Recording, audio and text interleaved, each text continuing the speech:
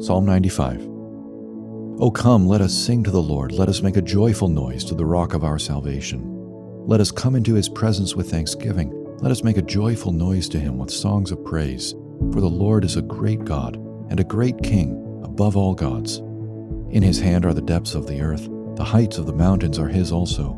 The sea is his, for he made it, and his hands formed the dry land. O come, let us worship and bow down. Let us kneel before the Lord our Maker. For he is our God, and we are the people of his pasture, and the sheep of his hand. Today, if you hear his voice, do not harden your hearts as at Meribah, as on the day at Massah in the wilderness, when your fathers put me to the test, and put me to the proof, though they had seen my work. For 40 years I loathed that generation, and said, They are a people who go astray in their heart. They have not known my ways. Therefore I swore in my wrath, They shall not enter my rest.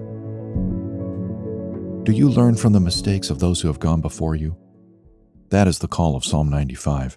The psalmist reminds God's people of Meribah and Massah, where the Israelites grumbled against Moses, and ultimately against God, for lack of water.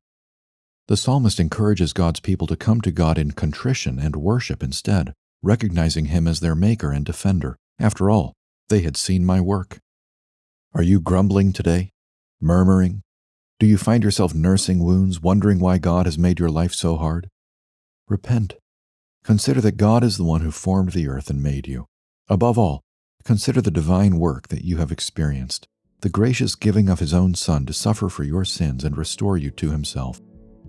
As the writer of Hebrews encourages, let Psalm 95 calm your grumbling and settle you into the glad joy of knowing both the rest that comes from the gospel now and the final rest that will come one day soon in the new earth.